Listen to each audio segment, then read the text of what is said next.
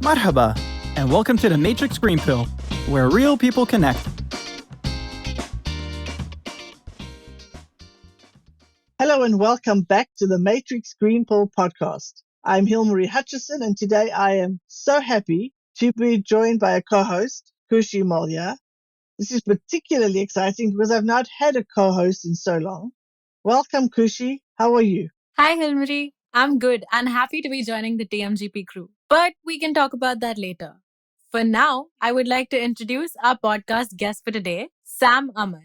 Sam is a marketing consultant with international experience. She has worked across some of the world's largest brands, including Hyatt, Porsche, and Unilever. But before I spoil all the fun, let's hear from the marketing expert herself.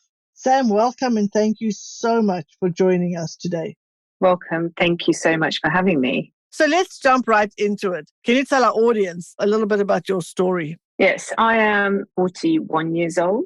I started working straight after university, where I did business and tourism in Birmingham University in the UK. I took myself to Jordan to learn Arabic because I have Arabic heritage and I spoke Arabic, but not very well. And I started working for the Hyatt Hotels. And then I moved to Dubai. I set up the Porsche dealership marketing department. And then I worked for Colliers in Dubai. I then went to India from Dubai. And there I was supporting my husband with his job and his aspirations and his promotion. And therefore, I decided to use my time wisely. And I did a master's degree in global marketing with Liverpool University, obtaining a merit, which took me a couple of years to complete. And I felt inspired after that. I decided to set up my own business. I've been in sales and marketing all my life with big brands, but I never imagined setting up my own business until I finished my master's degree. So I went off to Egypt with my husband, still helping him with his job. And I started setting up my business in the UK from my couch in Egypt. Then I moved back to the UK. Wow, what an interesting start. You certainly got around, didn't you? Yeah. My goodness. What was the impetus? What was the catalyst that made you want to go from having worked with some of the biggest name brands to creating your own business? In some ways, it wasn't voluntary because of my lifestyle and the way I was going, around the world with my husband, who was in a senior position at his corporate job. I wasn't satisfied in doing just the social life or the social aspect of those countries. I wanted to learn more. I wanted to do more. I'm a naturally ambitious person. So I thought, what can I do to fit around my life? Before completing the master's degree, I don't think I was able to visualize the ability to strategize and build brands and create things for other companies. I was already very talented in that area and very interested in human behavior and human purchase behavior and had the creativity. But I think the strategic aspect of it and the vision and on a business level didn't really have until I completed my master's. And I know that education may not be for everybody, sometimes experiences, but for me, that was a very serious turning point when I completed my master's with a merit and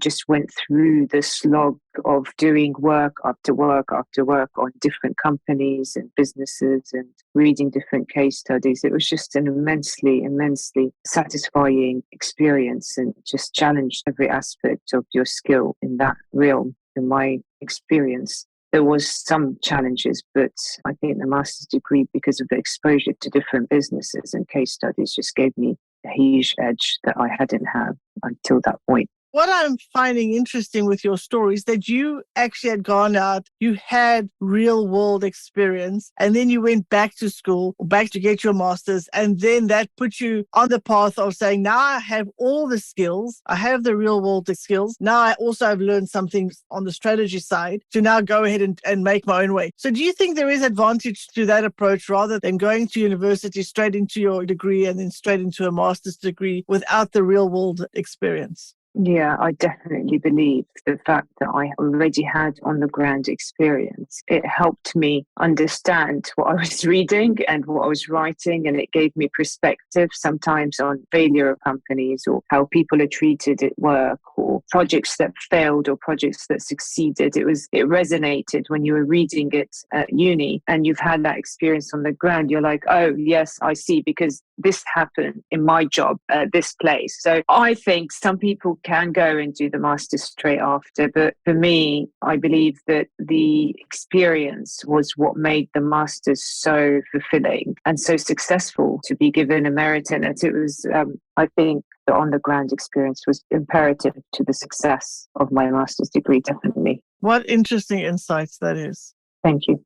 Since you've been in the industry for so long and with so many people involved within marketing, be it digital or on field, what would you say is unique about the services that you offer? Yeah, so evolution. After I set up the company, I realized that even a master's degree isn't enough. So I went back and did digital diploma with Ireland, and also helped me understand the scale of the marketing world on a deeper level, because the spectrum is so huge. It's very difficult to find somebody who is on the strategy level, who very specifically knows how to run on a professional level Google ads, Facebook ads, what's the intricacies, the ins and outs of LinkedIn ads, etc. Normally, you'll find that people at the top will hire people to do those stuff, but they've never done it themselves. And you'll find marketing managers across the industry who have never gone back, had done any digital training on a very serious level. It's not one-day course kind of thing. It's a 6 months course to understand why a website features on Google, or how to navigate the complexities of the Meta business, for example, or the Google ads for business, not the dashboard that people who are not in that industry use, which basically hemorrhages money off you, takes money off you. The targeting is so weak, the return is so low. The difference in my business, although I have people working in different areas for me, I understand the ins and outs of that level as well as the strategy level. I can give direction in a very, very firm way. The person who's doing the website design is not just a person doing the website design. It's a person doing the website design the way I can direct them in order for that website to feature, to have good search engine optimization. The person doing the content, I can direct them saying, this is the outlaying message of the content that needs to go on the website, and the client needs to use those words, and this is the glossary, and this is the brand. So having that knowledge on a very detailed basis in the digital marketing world is a unique aspect of Velvet Marketing, because we're not pigeonholed in only a small aspect. We're able to see the bigger picture, also mobilize the digital features that we have and skills. Right. So what I'm hearing you saying is that you're taking a holistic approach. You're not just looking at one aspect. You're bringing all the different aspects of the digital marketing together and able to make sure that they all dovetail and work together. Because of your experience, the ROI the client's going to get is going to be much higher than just going to an easy-to-use dashboard where you're not really getting all that you can out of spending that money on advertising. Definitely. It's not just that. It's the holistic approach will also include non-digital aspects of the business. I have recommended networking events for some clients, for example. I've recommended and I've taken them to networking events and I've introduced them to potential clients. There are traditional aspects to sales and marketing, because at the end of the day, yes, we are in marketing, but what I want to see is a result for my client. For me, their success means that I've done a good job and I am successful. I cannot just do the marketing and shoot the ads for them and tell them, oh, well, I've done it. That is very unique for us as well. We do, in some ways, call it hand-holding. We're following up all the time to see, have you seen result? If you haven't, let's tweak this. Maybe this is the problem. So it's very important. We're very result orientated on the client side. There are still spaces in business for traditional marketing, sponsorships, for example, obviously public relations, newspapers, radio, etc. That still exists. That is still very important. So we look at everything, but we have the talents in digital, which is quite rare at a level where the strategy and the digital can be done together. Very interesting. Of course, that's also our field on the PR side. So the things that you are saying absolutely resonates with me, that you have to take. You become a solution provider rather than just focusing on one small aspect of marketing. With what you do, you are not limited to just one type of client or one type of industry. You are working across a very broad spectrum of industries, I'm sure. What would you say has been one of your most challenging projects so far, if you have one? Every project has its challenges, okay? I think that running a bespoke program for BMW across the Middle East in 12 countries, with Dubai, Abu Dhabi, Qatar, Kuwait, across the Middle East, creating a bespoke project for a hugely respected brand, I would say was a huge responsibility, because you needed to make sure you get this right. These are the kinds of projects when you get in your business that you've built in your life. You can't mess it up. You've got to make sure that everything is done properly. I wouldn't say it was a challenge. I would say it was more a huge responsibility, because it sets you up to get greater things in life. And I enjoyed it very, very much, to be honest. I loved working BMW. I created a whole program of marketing training for their after sales teams, managers, marketing managers, because normally in the car industry, the focus goes on new car sales and marketing those, because it's very glitzy, it's very glamorous, etc. But the after sales is where the money is made once you purchase the first car, and why you would go back to purchasing cars. So it's really important to market that area of the business as well. That was one of the greatest projects and achievements for Velvet Marketing. Sort of took the company up a notch, and I enjoyed it very much. As you say, you don't normally think about marketing the back end or the after sales part of a luxury vehicle. You always just think of selling the brand new vehicle. So that certainly would have been an interesting challenge. And also you were doing this across markets, right? This was not just one country. You were doing it across the Middle East. Yes, all the Middle East. So Jordan, Lebanon, Dubai. Dubai has a different dealership than Abu Dhabi. So those were considered two different businesses. And then Doha, Kuwait, Bahrain. Pakistan went under the Middle East as well. Iraq. Jordan, I don't know, I said that, Palestine. Basically all the region, the Middle East region, which is headed in Dubai. Fantastic.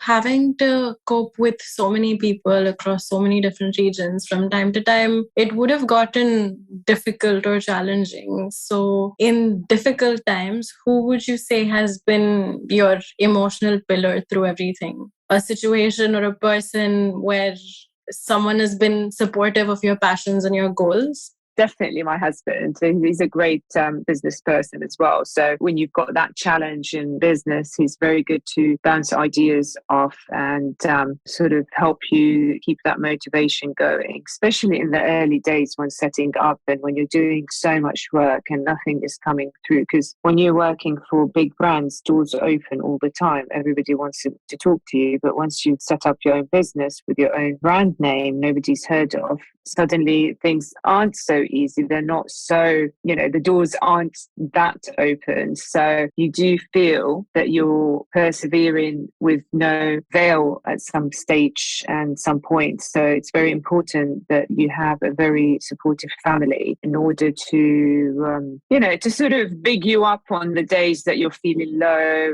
and things aren't working out your way, because it does take a long time for business to take off. And the initial years, I think about a year and a half it was for me before I landed my first big client, which to be fair isn't that long when we're talking about big clients. So definitely my husband. Excellent. So you supported him in his career, being willing to travel all over the place so that he could build his career. And then he returned the favor and help in supporting you, being there for you. Exactly. And honestly, as you say, when you are starting a business, it is challenging. And having a network, whether that's one person, that's your husband, or a family, or other people in a similar position, it makes all the difference to have somebody to bounce ideas off, to get an opinion or a second opinion. So none of us are islands, right? So we do need others to help us in these difficult times.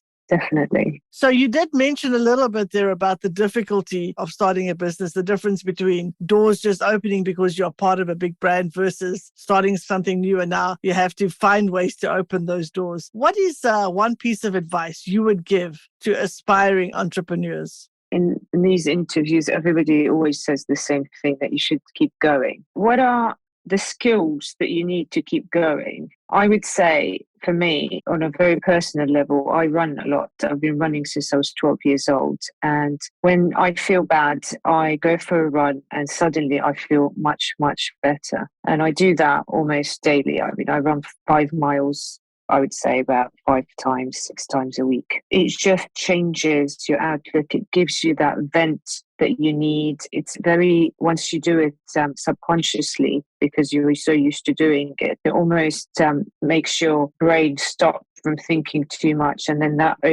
gives you the headspace for creativity and finding solutions for problems. So I would suggest to everybody to find an activity. It could be art, it could be painting. Some people say the same thing about painting. It could be a type of exercise that you can do by yourself, nobody else to sort of share it with, just to relax. I think it makes a huge difference. And the other thing is to, if you can, meditate. Learn to meditate. Taking that 15 minutes out for a meditation is very relaxing for people who have their head thinking all the time about business, about responsibilities and what they have to do, what they shouldn't do, etc. And I think those 2 activities just reset the button when you're feeling low, and it helps you keep going again. And you have to get to a point where failure is not an option in your head.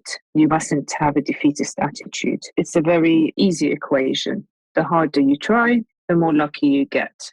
And failure is not a problem in the sense that not ultimate failure. You will fail, like you will make mistakes, and you will go out and you will find what the mistake is, what failure is. What you must do is reel back yourself, make the changes, and then go out to market again. But you mustn't feel that any failure is the end of project success, if you see what I mean. Sure, burn your bridges so you can't go back. Yeah, exactly. You must always believe if you keep going, it will work out. You mustn't toy with the idea that, should I give up on my business? Should I look for a job? You'll have moments like that.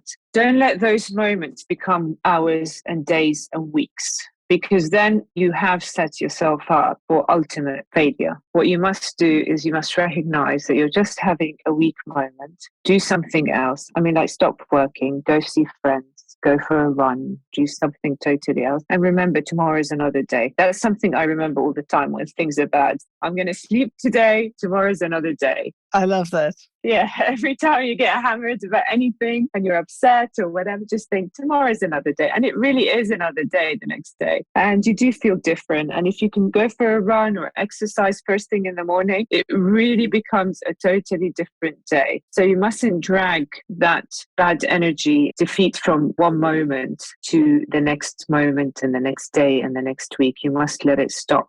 Now, that's excellent advice. When we are under pressure, when we are stressed, it's very difficult to see a way out. It's difficult to be creative. It's difficult to solve problems. So your suggestion is get away from it, no matter what it is. If it's a run, if it's art, if it's seeing a movie, give your brain that break. Get the pressure off you, and then you come back and you can maybe discover a new angle, see things in a different way. And maybe the solution was there, but because you were under pressure, you weren't matching up the dots or something like that. Yeah. So I think that's very valuable advice. Thank you for sharing that. And thank you so much for sharing your story with us. And it's been really interesting. You've had a fantastic journey so far. Now we've come to the segment of our show where we will each ask you some rapid fire questions, our version of a game show. Are you ready? Yes. What's your favorite color? Blue. Are you a dog person or a cat person? Dog. Coffee or tea? Coffee. Oh, yes. When do you feel most productive? Morning.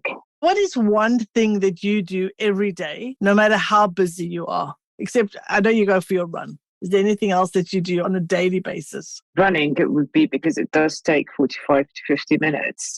That's your you time. That's my time. I mean, I go off and on with that. I try to meditate for 15 minutes. Oh, excellent. That's also a way to clear up your mind and get your mind refreshed. Excellent. Thank you for playing along. That was easy enough. Before we wrap up, we'd like to do our green pill moment. What was your green pill moment? The action or event that was the turning point for you or your career? So when I went for my graduation and I was awarded the merit, and the head of the university said, well done. She looked me in the eye, she said, well done. I felt very inspired. I really felt like I could really do something with my life that was going to bring me happiness. And that was a really big moment for me. I felt that the world's my oyster, let's put it that way. Taking the leap, going for your master's, making that decision, turned everything around to where you were on top of the world at the end once you finished that master's degree. Yes, definitely. Thank you so much for sharing your inspiring story with us today. I think the learning for me is also, don't think, well, I've now entered the workforce, I can't go back and study. Sometimes we should just do that. Just if the opportunity arrives, don't waste our time. Don't waste your time. When the opportunity is there, go back, go study, and you don't know where that's going to take you in the future, what doors that's going to open for you. So I really enjoyed that aspect of your story, that you did that later after your experiences already. 2 children. I had 2 children then as well. Oh, wow. So you were raising children while you were doing your master's degree.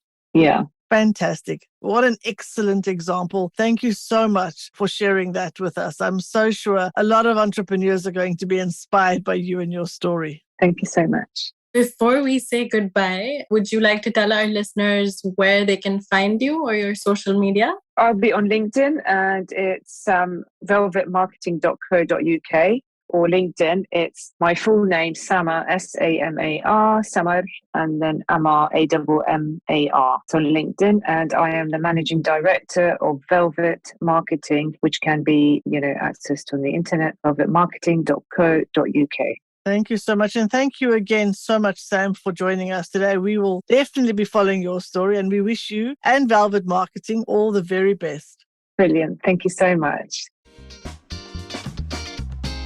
If you enjoy our conversations, please like and subscribe. See you next Wednesday.